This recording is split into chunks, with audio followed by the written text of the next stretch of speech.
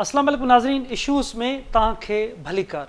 नाज़रीन, इंतहाई अहम मामलो शंघाई कॉन्फ्रेंस, एक आलमी वॾी वेहक जेके इस्लामाबाद में थी आहे, जंहिंमें दुनिया जा केतिरनि ई मुल्कनि जे वज़ीर आज़मनि, उतां जे परॾेही वज़ीरनि ऐं अहम उहिदेदारनि शिरकत कई आहे। चीन हुजे, रूस, भारत, ताजिकिस्तान, बेलारूस, तुर्कमानिस्तान ऐं इन खां अलावा ॿियनि मुख़्तलिफ़ जेके मुल्क आहिनि उन जा अहम उहिदेदारनि शंघाई कॉन्फ्रेंस में शिरकत कई आहे, जंहिंमें मुख़्तलिफ़ जेके हिन कॉन्फ्रेंस जे अंदरि जेको इंतहाई अहम सरबराही शंघाई सहकार तंज़ीम जो इजलास आहे, जंहिंमें मेंबर मुल्क आहिनि। 23वीं ही जेकी कॉन्फ्रेंस आहे उन में ख़ासि तौर ते जेके मुआशी मामला आहिनि उनखे कहिड़ा चैलेंजिस आहिनि, उन में कीअं सहकार वधाइजे, कीअं अॻियां वधी सघिजे थो, इन मामलनि ते इंतहाई अहम फ़ैसिला थिया आहिनि। इन खां अलावा तवानई जे हवाले सां, साइंस टेक्नोलॉजीअ जे हवाले सां, कॉमर्स, फिनांस, ॿी सीड़पकारी, अमन अमान, माहौलियात, समाजी तोड़े सक़ाफ़ती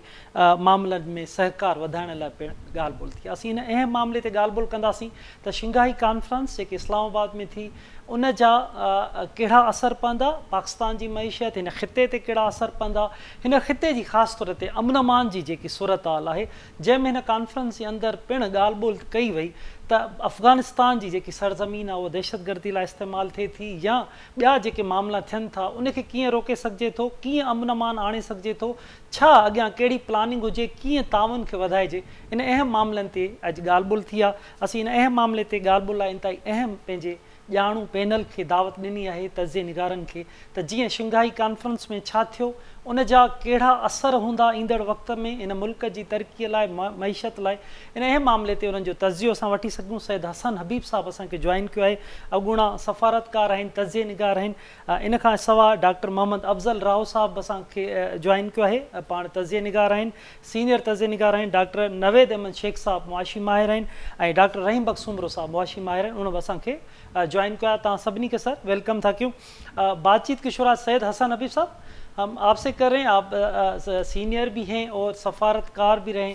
शंघाई कॉन्फ्रेंस की अहमियत के बारे में हमें बताएं और आज के जो फैसले हुए हैं उनके क्या असरात आप देख रहे हैं इस मुल्क पर, इस खिते के ऊपर। बहुत शुक्रिया। देखिए, एक तो ये सबसे बड़ी पाकिस्तान की कामयाबी है कि बावजूद पाकिस्तान के बहुत ज़्यादा नेगेटिव प्रोपेगेंडे के पाकिस्तान के ख़िलाफ़ पाकिस्तान इसको होस्ट कर रहा है और बहुत शानदार तरीके से होस्ट कर रहा है, तो इस पे पूरी कौम को मुबारक होना चाहिए। और हमारी जो डिप्लोमेटिक आइसोलेशन बज़ाहिर प्रोजेक्ट हो रही थी उसकी ये नफ़ी होती है। इतने इम्पोर्टेंट लीडर्स का पाकिस्तान आना, उनका इतना शानदार इस्तकबाल और इतना मीनिंगफुल एजेंडा जैसे आपने बयान किया, हर फील्ड में कोऑपरेशन हो रहा है, 20 से ऊपर मुआहदे हो रहे हैं। और इसके अलावा बायलैटरल एस्पेक्ट भी बहुत बड़ा है। ली चियांग साहब जो चाइना के प्राइम मिनिस्टर हैं, वो 4 दिन के दौरे पे पाकिस्तान आए हुए हैं। काफ़ी अरसे के बाद चीनी प्राइम मिनिस्टर यहाँ तशरीफ़ लाए हैं। इससे जो हमारे मुआहदे होंगे उनसे उनके बड़े दूररस नताइज होंगे। हम ट्रेड पर, एनर्जी पर, कम्युनिकेशन पर, और सबसे ज़्यादा बड़ी बात है कनेक्टिविटी पे हम बात कर रहे हैं। इस वक्त पाकिस्तान को ज़रूरत इस बात की है कि वो रीजनल ट्रांसपोर्ट का हब बने। हमारे पास सी पैक का इंफ्रास्ट्रक्चर तकरीबन मुकम्मल है, रेलवे पे काम शुरू होने वाला है। तो ये सारी चीज़ें जो हैं हमें वो ग्राउंड प्रोवाइड करती हैं कि जिसमें हम आइडियली लोकेटेड हैं सेंट्रल एशिया की तिजारत, मिडिल ईस्ट और अफ्रीका के लिए। इसको देखते हुए इस वक्त पे हमारे जो मुआहदात हैं, जो रवाबित हैं सेंट्रल एशिया के साथ, वो बहुत ज़रूरी है। क्योंकि सेंट्रल एशिया का मसला ये है कि यूक्रेन की वॉर के बाद उनके जो राहदारी थी रूस के थ्रू, वो काफ़ी असरअंदाज हुई है। तो हमारे लिए मौका है कि हम अपने इंफ्रास्ट्रक्चर को उनके लिए पेश करें, उसके लिए जो ज़रूरी मुआहदे हैं वो करें। तो ऑल इन ऑल हमारे लिए, हमारी ट्रेड के लिए, इकानमी के लिए, और सबसे ज़रूरी हमारे इमेज के लिए ये बहुत ज़रूरी है कि इस तरह की इवेंट हम जैसे मसले पर हम रीजनल उसका हिस्सा हैं। और ये उस चीज़ को नफ़ी करता है जिसमें भारत जैसे मुल्क बार बार हमारे बारे में फैला रहे हैं कि जैसे हम खुद मसला हैं, बजाय इसके कि हम मसले का शिकार हैं।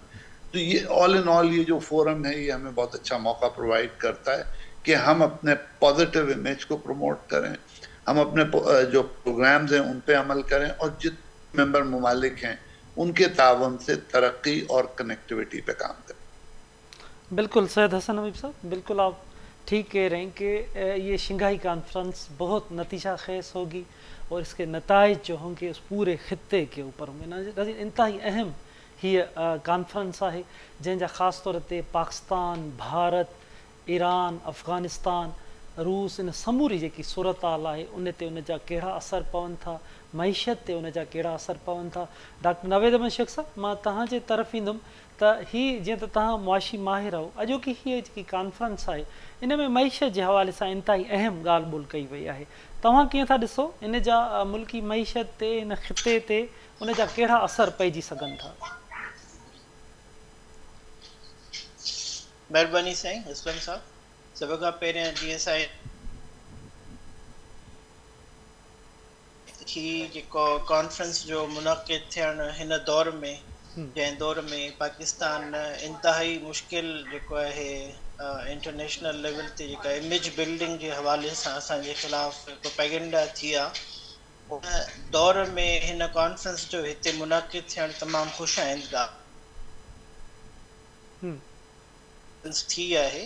ऐं इन में जेके असांजा मुल्क आहिनि जिन जो मेन मक़सदु इहो हूंदो आहे त पाकिस्तान खे कंहिं न कंहिं हिसाब सां उनजी इमेज ख़राबु कजे, त उन्हनि जा जेके मंसूबा आहिनि उहे फेल थियनि.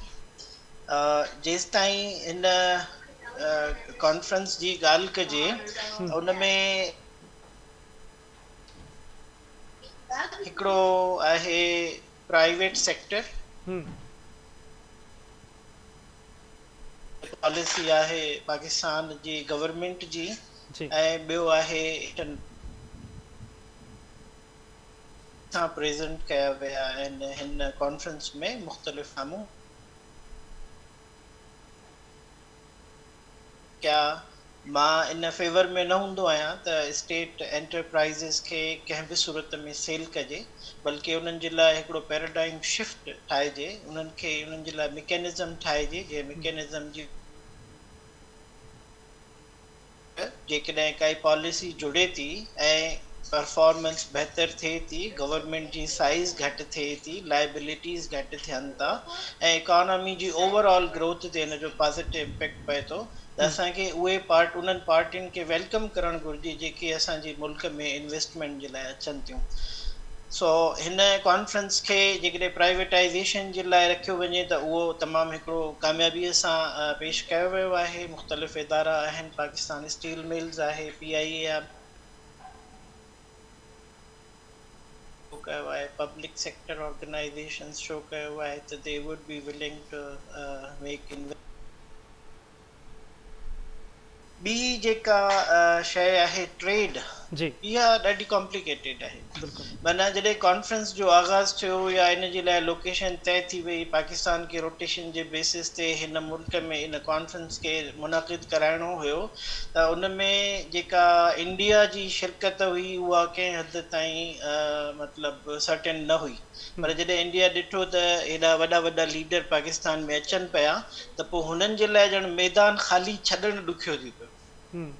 पोइ फॉरेन मिनिस्टर जेको गुज़िरियल 12-13 सालनि खां पोइ इंडिया जो पाकिस्तान में आयो आहे, या ॿिया जेके लीडर आया आहिनि, त उन्हनि जो ज़ोर इहो आहे त जेका ट्रेड वॉल्यूम आहे पाकिस्तान जो उहो शंघाई कोऑपरेशन ऑर्गेनाइज़ेशन सां वधाइजे. हिन वक़्तु तजिया निगार चवनि था त $15 बिलियन जी ट्रेड जो पोटेंशियल आहे शंघाई कोऑपरेशन ऑर्गेनाइज़ेशन जे मुल्कनि में. पर जेको मुंहिंजे हिसाब सां वधि में वधि जेको पोटेंशियल आहे असांजो, उहो सेंट्रल एशियन स्टेट्स जेके आहिनि उन्हनि सां असांजी ट्रेड पोएं साल बि सम्झो 284 त इन में 90% पाकिस्तानी एक्सपोर्ट आहे, रुगो 10% या 40 जे लॻभॻि $40 मिलियन जे लॻभॻि इम्पोर्ट आहे. माना असांजो वाहिद ख़ितो आहे दुनिया जो जिते असां ट्रेड में सरप्लस आहियूं.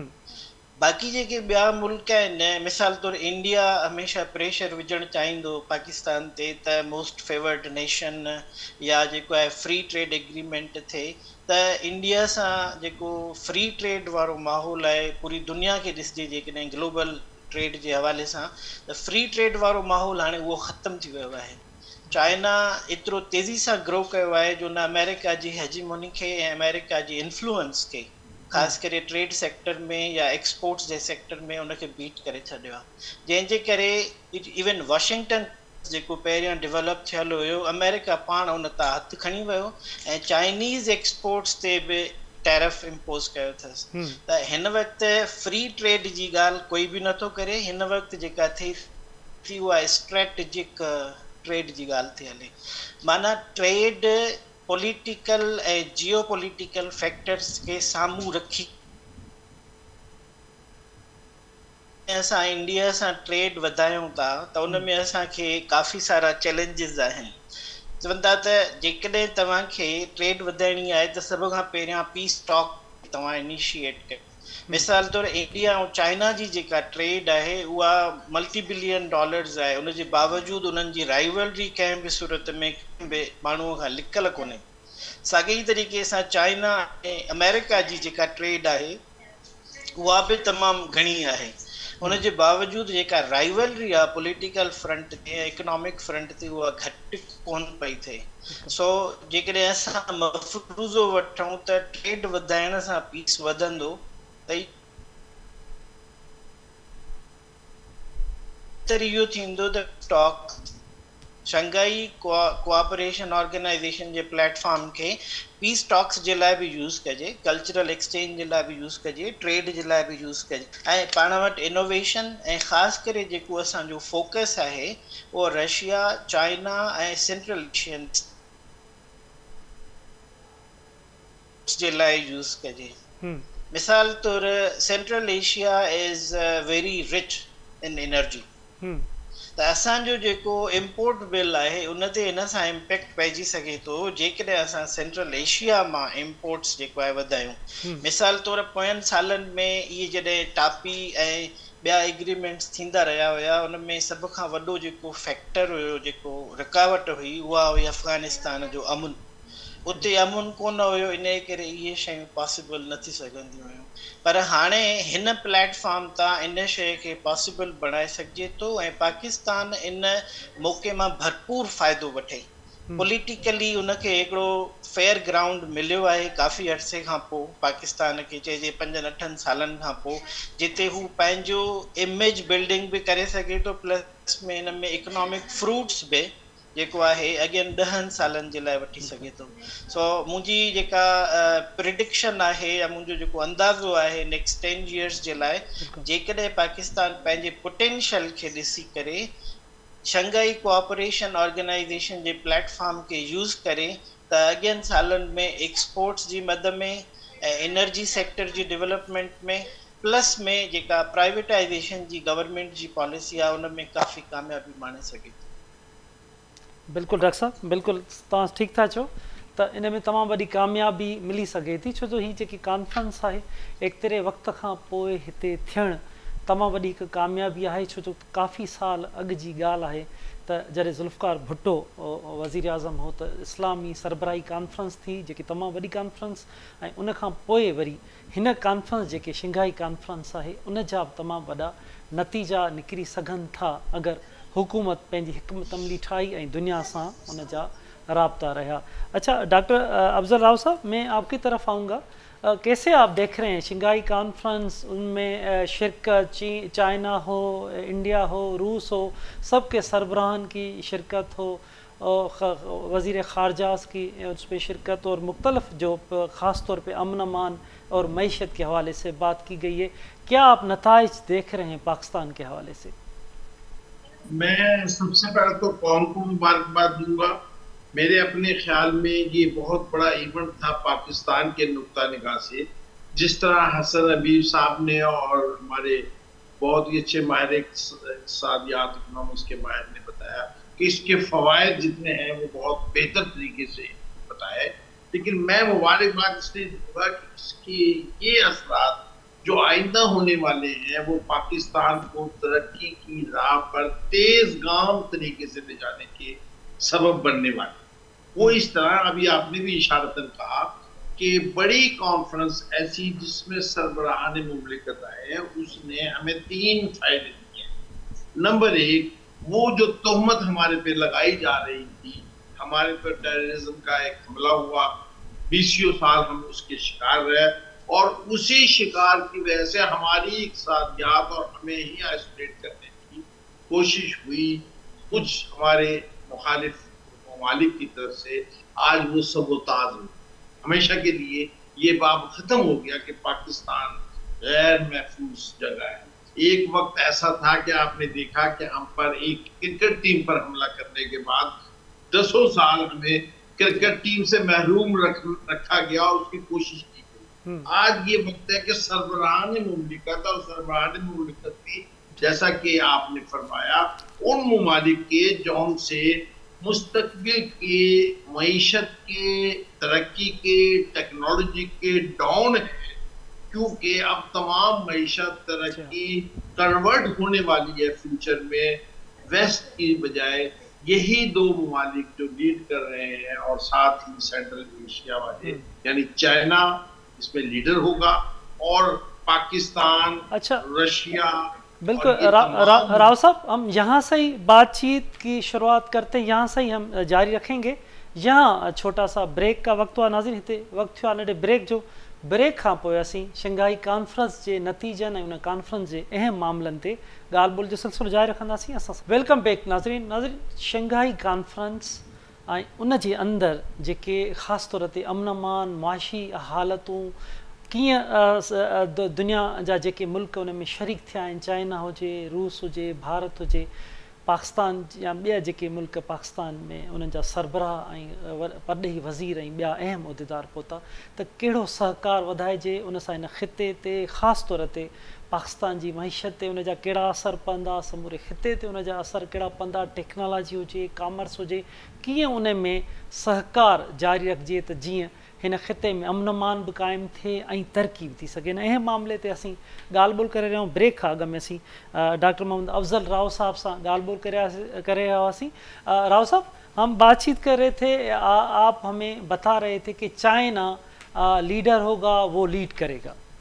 جی, تو میں اب یہ کر رہا تھا کہ آج اس کانفرنس کے بعد ہماری پوزیشن یہ ذہن میں رکھیں کہ ہم نے نہ صرف سربراہان آئے, بلکہ انہوں نے ہمارے ملک پر, ہمارے نظام پر, ہماری گورنمنٹ پر اور ہمارے سسٹم پر اعتماد کا اظہار کیا. 8 سے زیادہ ممالک کے ساتھ, ایون سعودی عربیہ نے بھی بطور مبصر کی شرکت کی, اور انہوں نے نہ صرف اس چیز کو آگے بڑھایا جو ہماری خواہش تھی اس وقت, یعنی ٹریڈ کے لیے, آرٹیفیشل انٹیلیجنس کے لیے, انفارمیشن ٹیکنالوجی کے لیے, ڈیجیٹائزیشن کے لیے, وومن پاور کے لیے, اور سب سے اہم جو بات ہے کہ کاؤنٹر ٹیررزم کے لیے انہوں نے ایک کمیٹی بھی بنائی. اس بات کا مطلب ہے کہ یہ تمام چیزیں یہ ممالک اب گارڈ کریں گے اس کو. اس میں ایک ہمارا ممبر ہے جو اسی کانفرنس کا ہے. یہاں چونکہ بائی لیٹرل بات نہیں ہو سکتی تھی, یہ جنرل اور یہ کمپریہنسو ملٹی لیٹرل باتیں ہوئی ہیں, لیکن وہ جو ہمارا ایک ازلی ابدی ایک حریف ہے جس نے یہ وتیرہ پکڑا ہوا ہے, تو آج کانفرنس کا ذکر کرنے کے بعد انڈائریکٹ سب کو یہ معلوم ہو گیا کہ سب سے زیادہ امن کی ضرورت پاکستان کو ہے, اور سب سے بڑا متاثر بھی پاکستان ہے. یہی وجہ ہے کہ پاکستان چاہتا ہے کہ افغانستان میں بھی استحکام آئے, اور سب کو یہ پتا ہے کہ افغانستان میں جو ہیچری بنی ہوئی ہے, جو اس کی پنپ رہی ہے ٹیررزم کے جو لوگ, اس کے پیچھے ایک اور ملک ہے جو ان سا افغانستان نہیں کہلاتا. اس کا فائدہ یہ ہوا کہ کاؤنٹر ٹیررزم کی جو کمیٹی ہے وہ یہ واچ کرے گی کہ یہ چیزیں کیسے ختم ہوں. اس کا مطلب یہ بھی ہوا کہ ہم نہ صرف آج لیڈنگ پوزیشن میں ہو گئے, بلکہ ہمارے ڈیفنس کے لیے یہ وہ لوگ جو سے نیکسٹ اکانومی کے ہب ہوں گے وہ ہمارے ساتھ چلیں گے, اور اس سے उन ममालिक को जो हमारे खिलाफ चल रहे होंगे वो पीछे जाएंगे। और सबसे अहम बात जो होगी कि ये सेंट्रल एशिया या ये ममालिक से हमारे ट्रेड दुगने तिगने हो जाएंगे सिर्फ इस कॉन्फ्रेंस के हो जाने के बाद, क्योंकि एतमाद की बहाली ही असल चीज होगी। इतना एतमाद बहाल होने के बाद न सिर्फ सेंट्रल एशिया से हमारे ताल्लुकात अच्छे हो जाएंगे ट्रेड के, तिजारत के, बल्कि पूरी दुनिया से होंगे। देखिए ये एक कॉन्फिडेंस बिल्डिंग के लिए इससे बेहतर कोई इवेंट नहीं हो सकता था। बड़े ममालिक जहां पहले बावर कराया जाता रहा कि पता नहीं पाकिस्तान के हालात सही नहीं है, पाकिस्तान की वो सूरत हाल सही नहीं है, वहां पे सिक्योरिटी नहीं है, पर आज साबित हो गया कि न सिर्फ पाकिस्तान सिक्योरिटी में आ गया है, इक़्तिसादी तौर पे भी हर कोई उसकी तरफ आ सकता है, तो दूसरे ममालिक भी इस तरफ तवज्जो करेंगे। और सबसे अहम बात हसन हबीब साहब ने जो फरमाई बड़ी इंपॉर्टेंट है कि इसकी एक तो ये कॉम्प्रिहेंसिव की एक बायलैटरल जो चाइना के वजीर आजम ने 2 दिन पहले आके मुआहदों पर दस्तखत किए, उससे पाकिस्तान की जो तरक्की रिलेटेड टू चाइना है वो बूस्ट हो। और बूस्ट होने का मतलब मैं ये समझता हूँ कि हमारा, देखें आपने देखा कि वर्चुअल एयरपोर्ट का भी इफ्तिताह हुआ। मैं ये समझ रहा हूँ, मेरा ये अपना विजन है कि मुस्तकबिल में गवादर आपका इतना बड़ा ट्रेड सेंटर बनने वाला है इंशाअल्लाह। ये हमारी ख्वाहिश भी हो सकती है, लेकिन मेरा अंदाजा ये बता रहा है कि दुबई और बड़े बड़े जो एयरपोर्ट हैं उनकी बजाय ये गवादर एयरपोर्ट हो जाएगा। दुबई जो ट्रेड सेंटर बना हुआ है दुनिया का, वो शिफ्ट हो जाएगी सारी सिस्टम गवादर में। और फिर मैं तो पता नहीं खुशहमी भी हो सकती है, पाकिस्तानियों को उधर आदत होती है। मैं तो इसे देख रहा हूँ कि अगर हम इसी तरह इस्तेहकाम से हमारी हुकूमतें इसी तरीके से पॉलिसी बनाते रहे कि मुल्की लेवल पर स्टैंड लेते रहे, और हम जिस तरह टेररिज्म के खिलाफ लड़ते रहे, इसी तरह इस तरक्की को तहफ़्फ़ुज़ देने में हमारे तमाम अदारे यकसू हो गए, तो हम किसी हांगकांग या सिंगापुर से कम नहीं रहेंगे।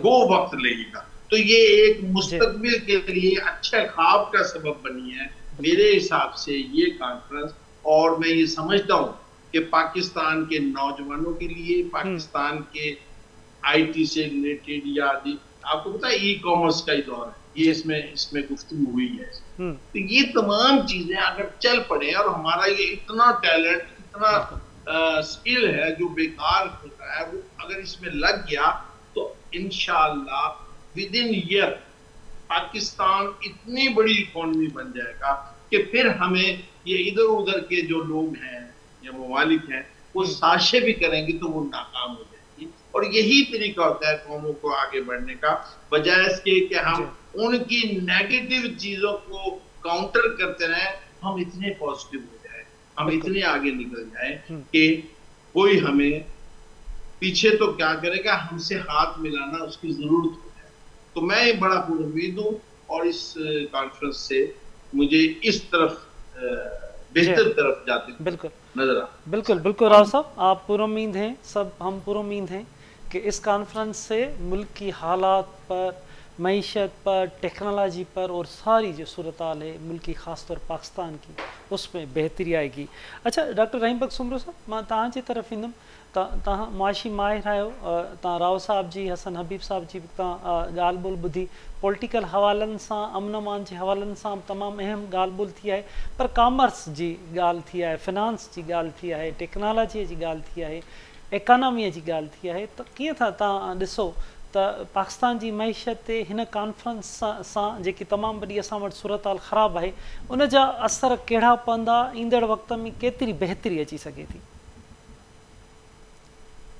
इस्लाम साहब जेके मुंहिंजा प्रोफेसर नवीद साहब या हसन साहब ऐं डॉक्टर अब्दुल साहब जी हुननि ॻाल्हि कई, मां बि इहा ई ॻाल्हि कंदुमि त हीउ ॾाढो नेक शगुन आहे पाकिस्तान जे लाइ त हेॾी वॾी जेका उहा जेको कॉन्फ्रेंस आहे, उहा बैठक जेका हिते पाकिस्तान में थी वई आहे, ऐं वक़्ती तौर ते हिकु जेका आइसोलेशन हुई असांजी, उहा ख़तमु थी चुकी आहे। ॾाढो सुठो सवण आहे पाकिस्तान जे लाइ ऐं ख़ासि तौर ते पाकिस्तान जी मईशत जे लाइ।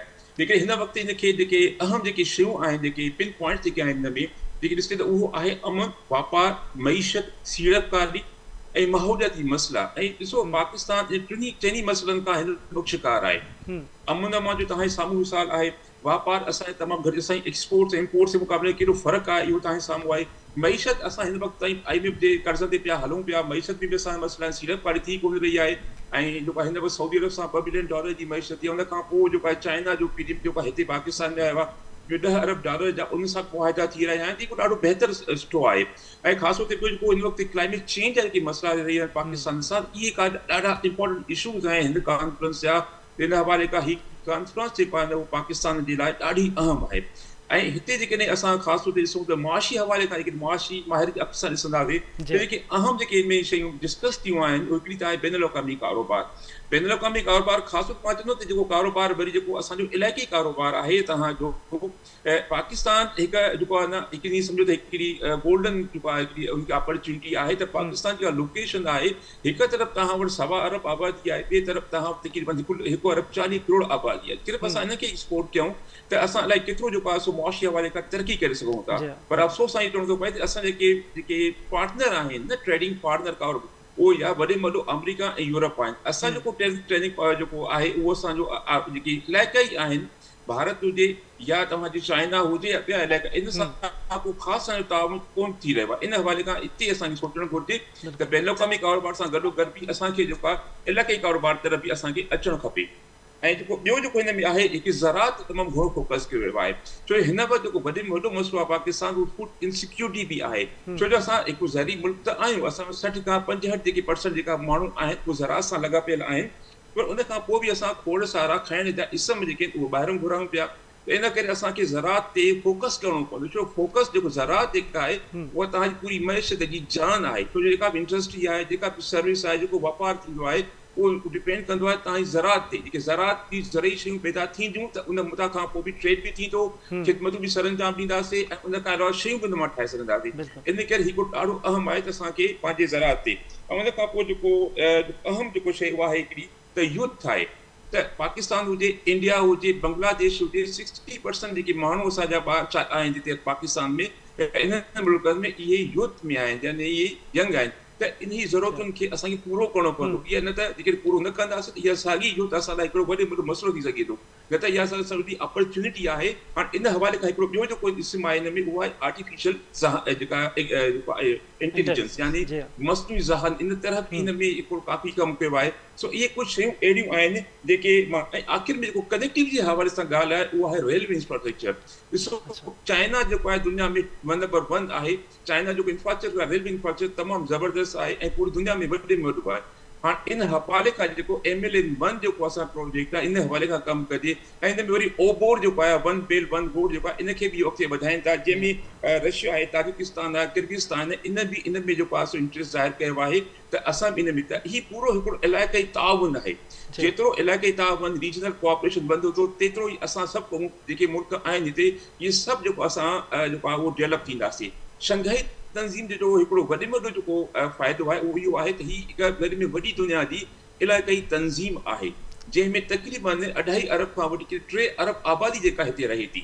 तो इन हवाले खां हीउ तमामु अहम जेको सेशन असांजे लाइ, ऐं इहा वॾी वाक़ई कामयाबी आहे पाकिस्तान जी, त उन में एॾा वॾा जेके लीडर आहिनि असां वटि पाकिस्तान में आहे। हिकु ॾाढे सुठे तरीक़े सां, हिकु पुरअमन तरीक़े सां इहा जेका कॉन्फ्रेंस पूरी थी, ऐं जंहिं LIM में हीअ जेके शयूं जेके कुझु जेके मईशत सां लॻा पियल आहिनि, कुझु साम्हूं तव्हांजे आऊं पेश कयूं। बिल्कुलु बिल्कुलु डॉक्टर साहब, इंतहाई अहम ॻाल्हि ॿोल तव्हां कई। नाज़रीन, हीअ इंतहाई अहम मौज़ूअ ते असीं ॻाल्हि ॿोल करे रहिया आहियूं। हिते वक़्तु थियो आहे नंढे ब्रेक जो। ब्रेक खां पोइ शंघाई कॉन्फ्रेंस ऐं उन जा नतीजा कहिड़ा रहंदा, उन ते असीं ॻाल्हि ॿोल जो सिलसिलो जारी रखंदासीं असां सां गॾु। वेलकम बैक नाज़रीन। शंघाई कॉन्फ्रेंस इस्लामाबाद में मुख़्तलिफ़ दुनिया जे मुल्कनि जे सरबराहनि, वज़ीर आज़मनि, परॾेही वज़ीरनि उन में शिरकत, इंतहाई अहम मामलनि ते ॻाल्हि ॿोल, सहकार वधाइण जी, ताउन वधाइण जी जा अहम फ़ैसिला, टेक्नोलॉजीअ में, मईशत जे हवाले सां, एजुकेशन जे हवाले सां, मुख़्तलिफ़ मामलनि ते इंतहाई अहम ॻाल्हि ॿोल थी आहे। उन जा पाकिस्तान जी मईशत ते कहिड़ा असर पवंदा, टेक्नोलॉजीअ ते कहिड़ा असर पवंदा, पाकिस्तान जे तरक़ीअ जे हवाले सां, उन ते कहिड़ा असर पवंदासीं, इन मामले ते ॻाल्हि ॿोल करे रहिया आहियूं। अहम पैनल माहिरनि जो असां गॾु मौजूद आहे। सैयद हसन हबीब साहब, मैं आपकी तरफ आऊँगा। तो इस कॉन्फ्रेंस में जो वज़ीर आज़म शहबाज शरीफ साहब ने भी बात की है अमन अमान के हवाले से कि अफ़गानिस्तान की सरज़मीन इस्तेमाल की जा रही है, उसको रोका जाए, इस्तेहकाम हम लाना चाह रहे हैं और मिलकर काम करना चाह रहे हैं, ये शहबाज शरीफ साहब कह रहे हैं। क्या आप समझते हैं इस कॉन्फ्रेंस के नताइज अफ़गानिस्तान की सूरत-हाल जिसकी तरफ शहबाज शरीफ साहब ने इशारा किया, भारत पाकिस्तान इनके जो ताल्लुकात ख़राब रहें, क्या इस खित्ते में जो ताल्लुकात ख़राब रहें उसमें बेहतरी आएगी और इससे इस खित्ते को फ़ायदा होने वाला है? जी बिल्कुल, आपने जैसे कहा कि ये जो अफगानिस्तान की सूरत हाल पे प्राइम मिनिस्टर शहबाज शरीफ साहब ने जिक्र किया, तो ये जितने मुल्क हैं बुनियादी तौर पे सब के सब, सेंट्रल एशिया भी, ईरान भी और हम भी अफगानिस्तान के नेबर हैं। खुद चाइना अफगानिस्तान का पड़ोसी है। तो ये देखते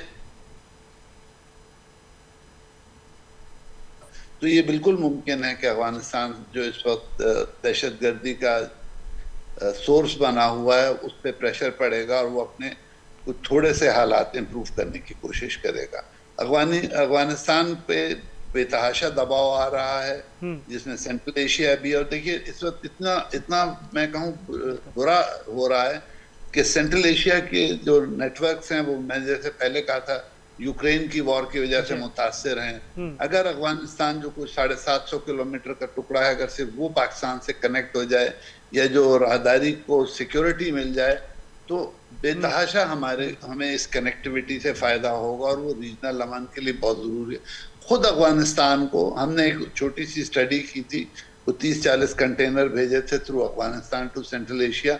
आप ये प्राइवेट सेक्टर इनिशिएटिव था। आप यकीन माने कि उससे अफगानिस्तान को इतना फ़ायदा हो रहा है जिसका हिसाब नहीं, लेकिन अफगानिस्तान की जो गवर्नमेंट लेवल की पॉलिसीज़ हैं उस पर उनको नज़रसानी की ज़रूरत पड़ेगी। तो ये बिल्कुल मुमकिन है कि अफगानिस्तान पे जब प्रेशर आएगा सारे उसके पड़ोसियों का, तो अफगानिस्तान को भी सोचने पे मजबूर होना पड़ेगा कि उसको पाकिस्तान के साथ अमन की ज़रूरत है, उसकी तरक्की के लिए और रीजन की तरक्की के लिए। तो ये अफगानिस्तान का जहाँ तक ताल्लुक़ है तो अफगानिस्तान पे प्रेशर है हर तरफ से और अफगानिस्तान को अपने जो रवैया है उसमें लचक है। दूसरी तरफ इंडिया आता है। इंडिया जो इस वक्त है, आप देखें इंडिया पे भी इस वक्त प्रेशर है। कल आपने सुना होगा कनाडा ने 5 डिप्लोमेट्स और उनके हाई कमिश्नर को पर्सनल नॉन ग्रेटा करार दे दी गई। इससे बड़ा जो क्या कहें एक्शन हो नहीं सकता। और अमेरिका और कनाडा दोनों जो हैं इस बात पे मुत्तफिक हैं कि इंडिया उसमें डायरेक्ट में होता है। तो एक तरफ तो इंडिया हम पे इल्ज़ाम लगाता था कि हम टेररिज्म पैदा कर रहे हैं, लेकिन अब जो साबित हुआ है वो बिल्कुल दूसरी चीज़ साबित हो गई है कि इंडिया ऑफिशियली इंटरनेशनल टेररिज्म में शामिल है। तो इसके बाद इंडिया को भी अपनी जो है राहें थोड़ी सी दुरुस्त करनी पड़ेंगी और हमसे बात करनी पड़ेगी, और जो टेररिज्म का जो उनका एक मंत्रा था वो तब्दील होगा।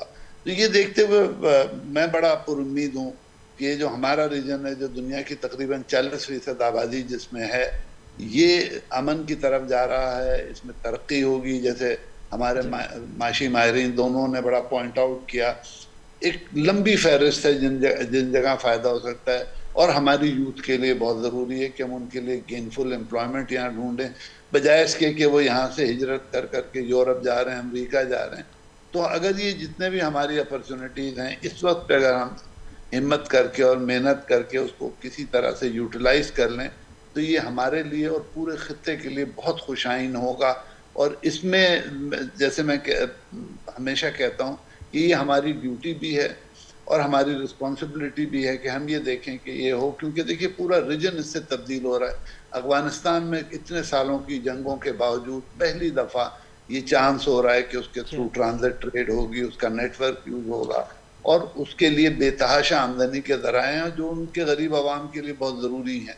तो ये पूरा रीजन अब उस मोड़ पे खड़ा है जिसके आगे बेतहाशा तरक्की है। OPOR एक्टिव है, CPEC मौजूद है, नए कॉरिडोर बनने की बात है, और हमारे जो सेंट्रल एशियन नेबर्स हैं ताजिकिस्तान वगैरह, वो बहुत ईगर हैं कि किसी तरह से CPEC के थ्रू, चाहे कराची पोर्ट हो चाहे गवादर पोर्ट हो, उनका सामान मिडल ईस्ट और दूसरी जगह जाने लगे और उनकी इंपोर्ट भी करते। खुद चाइना का जो वेस्टर्न जोन है उसके लिए ये नेटवर्क बहुत ज़रूरी है। तो ऑल इन ऑल हम इस वक्त वहाँ खड़े हैं जहाँ बेतहाशा उम्मीदें हैं और बेतहाशा जो हैं काम है जो हम कर सकते हैं अपने अवाम के लिए और अपने रीजन के लिए। बिल्कुल बिल्कुल सैयद हसन हबीब साहब, बेतहाशा काम है जो हम इस रीजन और अपनी कौम के लिए कर सकते हैं। इंतहाई अहम फैसले भी आज हुए, उसके बहुत सारे नताइज ज़रूर निकलेंगे।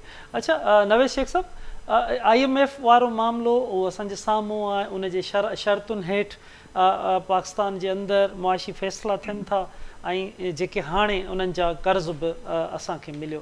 त हीअ जेके मौजूदा शंघाई कॉन्फ्रेंस आहे उन में जेकी अगरि मुआशी तौर ते मामला थियनि था ऐं फ़ैसिला थियनि था, ताउन वधे थो, त IMF जो मामिलो ऐं हिन जेकी सीड़प हूंदी या हितां जो जेको ही कॉन्फ्रेंस वारा जेके फ़ैसिला हूंदा उनखे कीअं था तव्हां मिलंदे ॾिसो?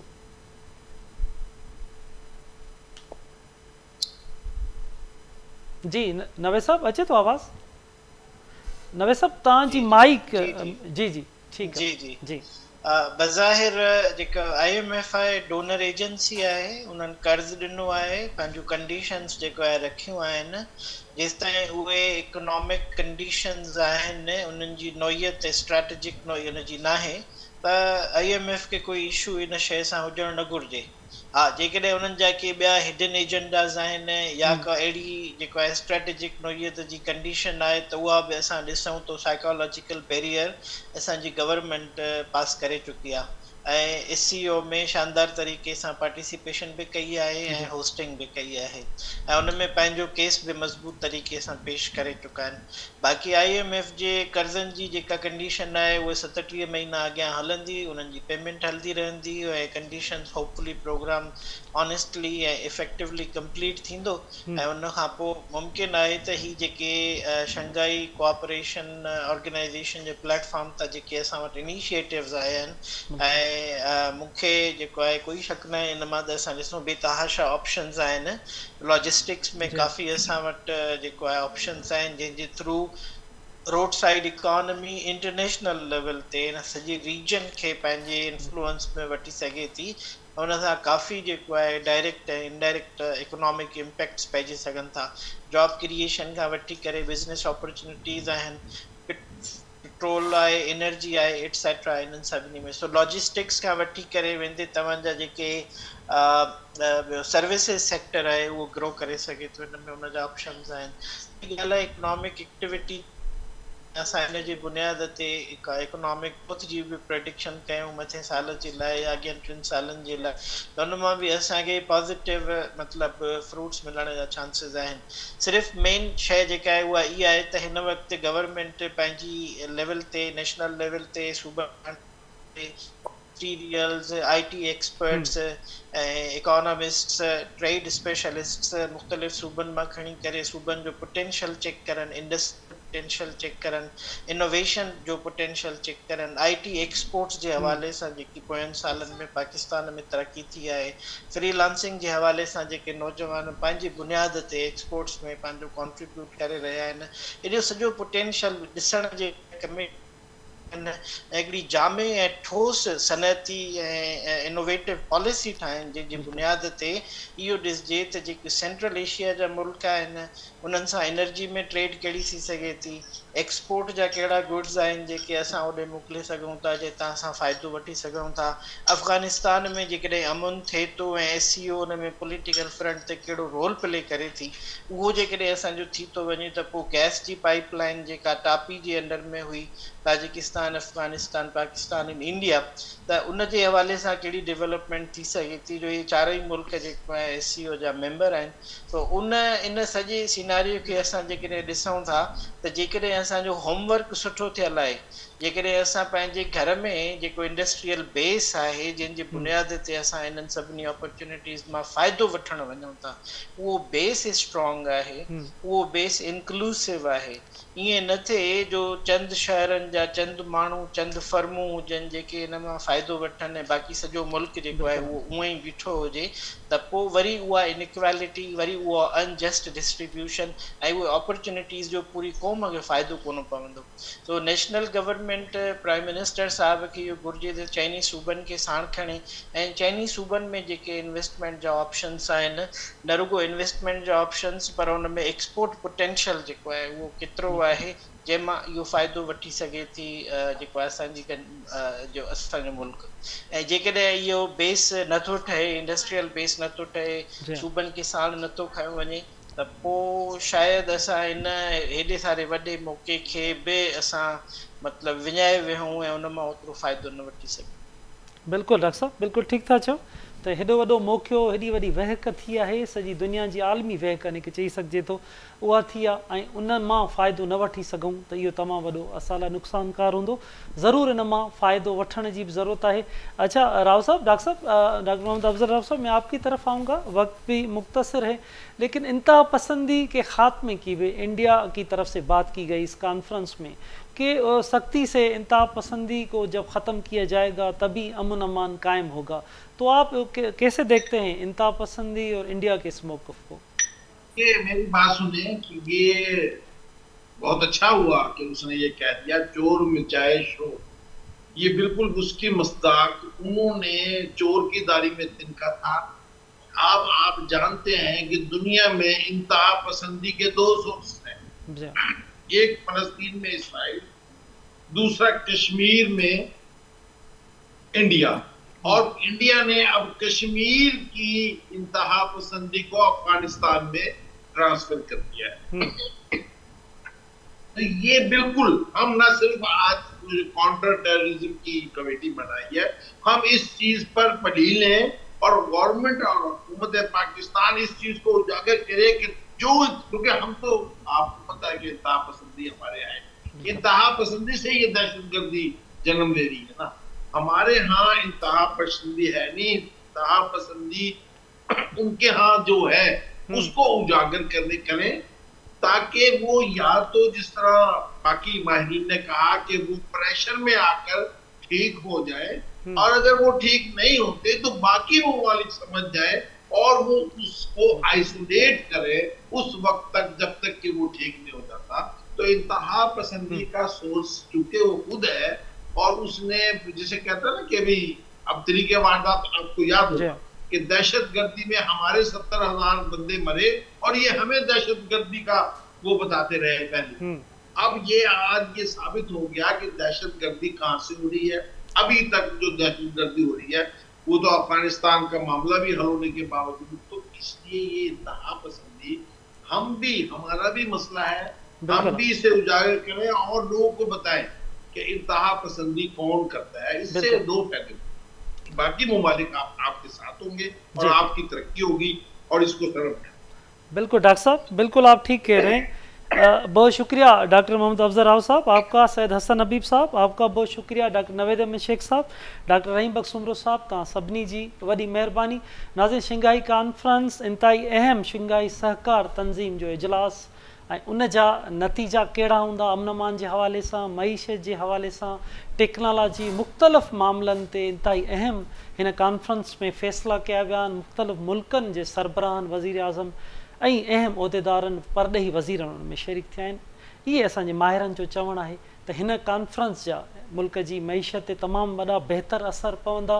पाकिस्तान जी ऐं ख़ासि तौर ते इन समूरे ख़िते जी तरक़ीअ में हीअ कॉन्फ्रेंस इंतहाई अहम किरदारु अदा कंदी। वरी नवनि इशूज़ सां गॾु ॿीहर गॾु हूंदासीं।